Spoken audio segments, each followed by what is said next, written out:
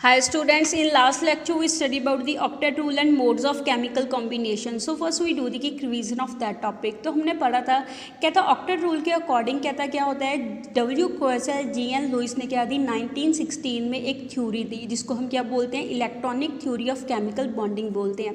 इस थ्योरी के अकॉर्डिंग कहता क्या होता है जो एटम है एटम क्या करते हैं अपने स्टेबल ऑक्टेट को अचीव करने के लिए वो क्या करेंगे किसी दूसरे एटम के साथ या खुद के दूसरे एटम के साथ क्या करते हैं जुड़ जाते हैं केमिकल बॉन्ड के थ्रू। इन अदर वर्ड्स कहता है ये जो एटम्स है एटम क्या करते हैं अपने ऑक्टेट को कंप्लीट करने के लिए वैलेंस शेल के अंदर क्या करेंगे जैसे क्या होती है वो स्टेबल नोबल गैस कन्फिग्रेशन को अचीव करते हैं। जब stable noble gas configuration achieve होगी उसी दौरान उनका जो ऑक्टेट है वो क्या हो जाता है पूरा हो जाता है। उनके आउटमोस्ट शेल में टोटल 8 इलेक्ट्रॉन आ जाते हैं। कहता है वो अपने आउटमोस्ट शेल में 8 इलेक्ट्रॉन को अपना ऑक्टेट कैसे कंप्लीट करते हैं या तो वो इलेक्ट्रॉन को क्या करेंगे वैलेंस इलेक्ट्रॉन को ट्रांसफर कर देते हैं दूसरे एटम को। कैसे करेंगे या तो इलेक्ट्रॉन को गेन करेंगे या क्या करते हैं इलेक्ट्रॉन को लूज करते हैं या फिर और कैसे वो बॉन्ड बनाते हैं इलेक्ट्रॉन की शेयरिंग करके क्या करेंगे बॉन्ड बनाएंगे। कहता है ये जो एटम्स है कंबाइन होते हैं अपने वैलेंस इलेक्ट्रॉन को ट्रांसफर करके वो दूसरे एटम के क्या करते हैं अपना इलेक्ट्रॉन है वैलेंस इलेक्ट्रॉन उसको ट्रांसफर कर देते हैं या तो लूज कर देते हैं या फिर क्या कर लेते हैं दूसरे एटम से इलेक्ट्रॉन को गेन कर लेंगे या फिर दूसरे एटम के साथ इलेक्ट्रॉन की क्या कर लेते हैं अपने वैलेंस इलेक्ट्रॉन की शेयरिंग कर लेते हैं अपना ऑक्टेट को कंप्लीट करने के लिए वैलेंस शेल के अंदर जिसको हम क्या बोलते हैं ऑक्टेट रूल बोलते हैं। जिसको हमने एग्जांपल लेके एक्सप्लेन करा था सोडियम की। जैसे सोडियम की इलेक्ट्रॉनिक कन्फिग्रेशन क्या होती है 1s2 2s2 2p6 3s1 उसकी इलेक्ट्रॉनिक कन्फिग्रेशन होती है। अगर कहता है जो सोडियम है अपना 3s वाला 1 इलेक्ट्रॉन लूज कर देगा उस दौरान जो सोडियम केटाइन की फॉर्मेशन होती है उसकी जो नोबल गैस कन्फिग्रेशन है वो किस वाली अचीव हो जाती है नियोन के ही नोबल गैस कन्फिग्रेशन उसकी क्या हो जाएगी अचीव हो जाएगी। एज ए रिजल्ट उसका जो ऑक्टेट है आउटरमोस्ट शेल में वो क्या हो जाएगा कंप्लीट हो जाएगा तो वो क्या हो जाता है स्टेबल हो जाता है। यहाँ पे वो कैसे स्टेबल हो रहा है इलेक्ट्रॉन को लूज करके स्टेबल हो रहा है। ऐसे हमने पढ़ा था। ऑन दी अदर हैंड क्या था जो ऑक्सीजन फ्लोरीन होते हैं वो क्या करते हैं इलेक्ट्रॉन को गेन करके क्या होते हैं स्टेबल होते हैं।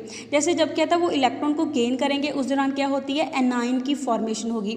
जैसे हमने ऑक्सीजन की एग्जांपल ली थी ऑक्सीजन के आउटरमोस्ट शेल में कितने इलेक्ट्रॉन होते हैं 6 इलेक्ट्रॉन होते हैं। जब क्या था ऑक्सीजन क्या करता है 2 इलेक्ट्रॉन को गेन कर लेता है उस दौरान वो क्या बनाएगा O2 नेगेटिव एनाइन बना लेता है जिसकी इलेक्ट्रॉनिक कन्फिग्रेशन किसके इक्वल होती है नियरेस्ट नोबल गैस नियोन के इक्वल होगी। एज ए रिजल्ट उसका जो ऑक्टेट है आउटरमोस्ट शेल का वो भी क्या हो जाएगा कंप्लीट हो जाएगा। उस दौरान वो भी क्या कर लेता है अपनी स्टेबल नोबल गैस कन्फिग्रेशन को अचीव कर लेता है। तो इसको हम क्या बोलेंगे ऑक्टेट रूल बोलेंगे। नेक्स्ट हमने पढ़ा था क्या था केमिकल बॉन्डिंग के रिलेशन में क्या होता है कुछ फैक्ट होते हैं। जैसे क्या था पीरियोडिक टेबल के अंदर जो हाईली इलेक्ट्रोनेगेटिव हैलोजेंस होते हैं वो राइट हैंड साइड पे प्रेजेंट होते हैं एंड जो हाईली इलेक्ट्रोपॉजिटिव एल्कली मेटल्स होते हैं वो एक्सट्रीम लेफ्ट के ऊपर प्रेजेंट होते हैं। कहता है ये जो दो फैमिली के मेंबर्स हैं मीन्स कहता है जो एल्कली मेटल्स हैं या फिर हमारे पास हैलोजन फैमिली के मेंबर्स हैं ये दोनों के बीच में क्या होती है स्टेबल नोबल गैस से ये क्या होते हैं सेपरेट होते हैं। ऐसे कहता है जो हैलोजेंस है हैलोजन स्टेबल होने के लिए क्या करेंगे इलेक्ट्रॉन को गेन करते हैं। एज ए रिजल्ट वो क्या बना देते हैं एनाइन बना देते हैं उसकी नेगेटिव आयन की फॉर्मेशन होती है। जबकि कहता है जो एल्कली मेटल्स है एल्कली मेटल स्टेबल होने के लिए वो क्या करेंगे इलेक्ट्रॉन को लूज करेंगे उस दौरान क्या होगी केटाइन पॉजिटिव आयन की क्या होती है फॉर्मेशन होती है। कहता है ये जो आयंस बनते हैं इलेक्ट्रॉन या गेन या लूज करके उनके रिस्पेक्टिव एटम के कहता है ये जो नेगेटिव एंड पॉजिटिव आयंस बने हैं ये इन दोनों की क्या हो जाती है stable noble gas configuration achieve हो जाती है। कहता है जो नोबल गैसेज होती हैं अकेले हीलियम को छोड़ के बाकी सभी का क्या होता है ऑक्टेट कंप्लीट होता है। अकेले हीलियम के केस में क्या होते हैं 1s2 उसकी इलेक्ट्रॉनिक कन्फिग्रेशन होती है जिस वजह से उसका क्या होगा डुप्लेट होता है उसका ऑक्टेट नहीं होता है। 2 इलेक्ट्रॉन होने के कारण उसको हम क्या बोलते हैं हीलियम का डुप्लेट होता है। जबकि कहता है जो बाकी की नोबल गैसेज होती हैं सभी के आउटरमोस्ट शेल में 8 इलेक्ट्रॉन पूरे होते हैं जिस वजह से उसको हम क्या बोलते हैं उनका ऑक्टेट है वो क्या होता है कंप्लीट होता है। कहता है इसके बेसिस के ऊपर ही क्या होते हैं एटम्स है वो क्या बनाते हैं केमिकल बॉन्ड बनाते हैं।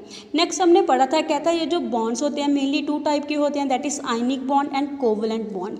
सो now we come to today's topic that is आज हम डिटेल में पढ़ेंगे आयनिक और इलेक्ट्रोवेलेंट बॉन्ड क्या होते हैं। कहता जो आयनिक एंड इलेक्ट्रोवेलेंट बॉन्ड है वो कैसे एक्वायर होते हैं जब कहता है एटम क्या करते हैं, अपने ऑक्टेट को कंप्लीट करने के लिए क्या करेगा, इलेक्ट्रॉन को गेन या लूज करेगा, उस दौरान आयन की क्या होती है, फॉर्मेशन होती है। कहता है वो क्या करते हैं, कंप्लीट ट्रांसफ़र कर देता है अपने इलेक्ट्रॉन, एक या एक से ज़्यादा इलेक्ट्रॉन को कंप्लीटली क्या कर देगा, ट्रांसफ़र कर देगा दूसरे एटम को। एज अ रिजल्ट उसके ऊपर क्या आ जाता है, जाके टाइम की फॉर्मेशन होगी, या फिर किसकी फॉर्मेशन होती है, एनाइन की फॉर्मेशन होगी। कहता है उस दौरान दोनों हमारे पास जो कैटाइन एंड एनाइन के बीच में बॉन्ड बनता है, उस बॉन्ड को हम क्या बोलते हैं, आयनिक बॉन्ड बोलेंगे, या फिर क्या बोल देते हैं, इलेक्ट्रोवेलेंट बॉन्ड बोल देते हैं। कहता है ये इस टाइप के बॉन्ड है जनरली कब बनेगा, जब मेटालिक एटम्स किसके साथ कंबाइन होते हैं, नॉन मेटालिक एटम के साथ कंबाइन होते हैं। बिकॉज कहता है जो मेटालिक एटम होते हैं वो स्टेबल होने के लिए क्या करेंगे, इलेक्ट्रॉन को लूज करेंगे। As a result metallic atom की क्या बनाएगी, कैटाइन की फॉर्मेशन होगी, उसके ऊपर पॉजिटिव चार्ज वाला आयन बन जाएगा। ऑन दी अदर हैंड कहता है जो नॉन मेटालिक एटम होते हैं, नॉन मेटालिक एटम क्या करेंगे, स्टेबल होने के लिए इलेक्ट्रॉन को क्या करते हैं, गेन करते हैं। अगर वो इलेक्ट्रॉन को गेन करेंगे तो जो हमारे पास नॉन मेटालिक एटम होंगे वो क्या बनाएंगे, एनाइन फॉर्मेशन होगी, उसके ऊपर नेगेटिव चार्ज होगा।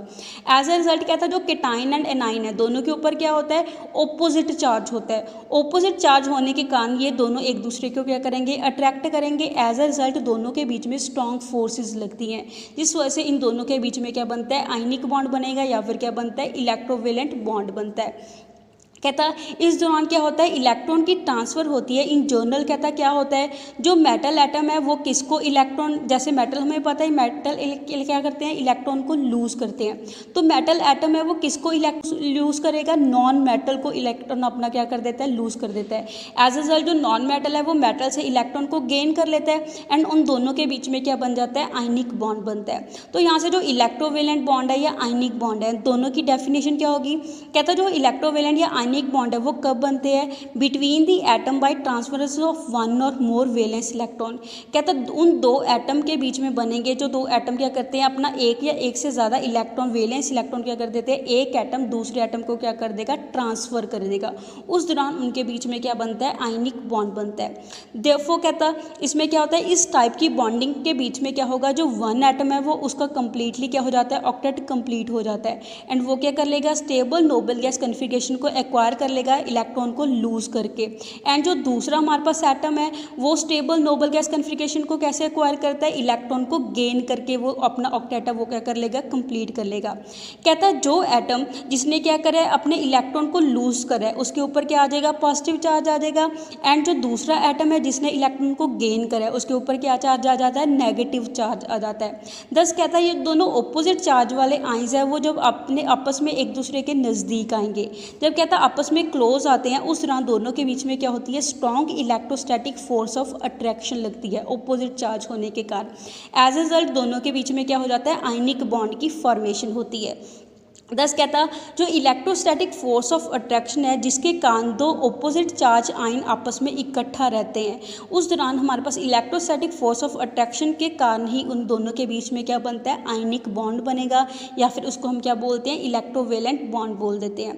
दस कहता वो कंपाउंड जिसके अंदर आयनिक बॉन्ड बनता है या फिर इलेक्ट्रोवेलेंट बॉन्ड बनता है, उस कंपाउंड को हम क्या बोलते हैं, इलेक्ट्रोवेलेंट कंपाउंड बोलेंगे, या फिर क्या बोलेंगे, आयनिक कंपाउंड बोलते हैं। कहता इसको एक्सप्लेन कैसे हम करेंगे। कहता हमारे पास जो आयनिक बॉन्ड की फॉर्मेशन है हम क्या करते हैं, सोडियम क्लोराइड की एग्जांपल लेके एक्सप्लेन करते हैं। जैसे कहते हैं जो सोडियम एटम है उसकी इलेक्ट्रॉनिक कन्फिगरेशन क्या होती है, 1s2 2s2 2p6 3s1, उसकी क्या होगी, इलेक्ट्रॉनिक कन्फिगरेशन होगी। बिकॉज जो सोडियम है उसका हमारे पास एटॉमिक नंबर कितना होता है, 11 होता है।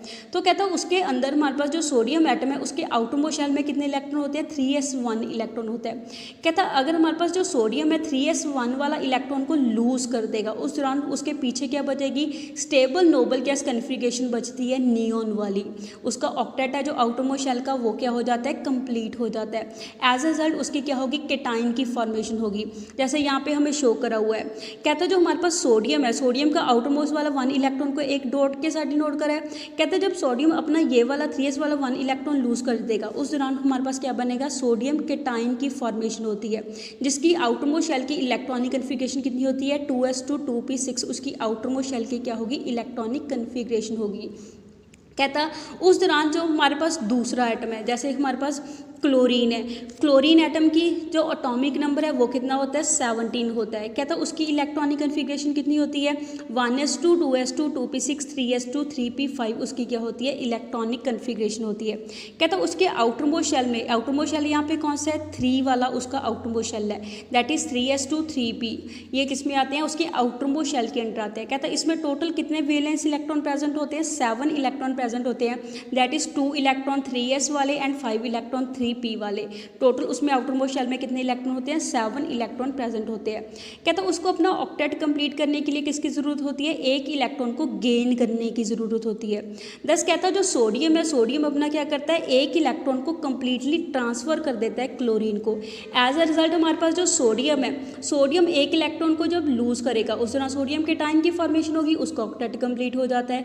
जब कहता है क्लोरीन एक इलेक्ट्रॉन को सोडियम से गेन करता है उस दौरान हमारे पास क्या होगी क्लोराइड एनाइन की फॉर्मेशन होगी। एज ए रिजल्ट जो उसका ऑक्टेट है वो भी क्या हो जाएगा कंप्लीट हो जाएगा। उसकी इलेक्ट्रॉनिक कन्फिग्रेशन कितनी आ जाती है, एक इलेक्ट्रॉन को गेन करके 3s2 3p6 उसकी क्या आ जाएगी इलेक्ट्रॉनिक कन्फिग्रेशन आ जाएगी। तो कहता है ये क्या करते हैं जो दोनों एटम्स है वो क्या करते हैं अपने ऑक्टेट को कंप्लीट करने के लिए सोडियम अपना एक इलेक्ट्रॉन क्या कर देता है क्लोरीन एटम को लूज कर देता है, उसको कंप्लीटली ट्रांसफर कर देता है।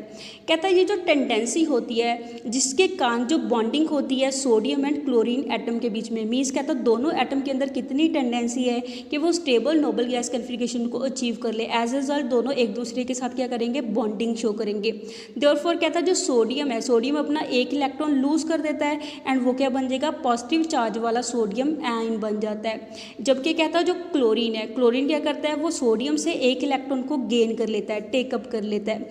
एज ए रिजल्ट वो क्या बन जाएगा नेगेटिवली चार्ज वाला क्लोराइड आयन बन जाता है। दस कहता है ये जो दो आयंस है दोनों के बीच में क्या लगती है ऑपोजिट चार्ज होने के कारण strong electrostatic force of attraction लगेगी, तो जिसकी वजह से इनके बीच में क्या बन जाता है आयनिक बॉन्ड की फॉर्मेशन होती है।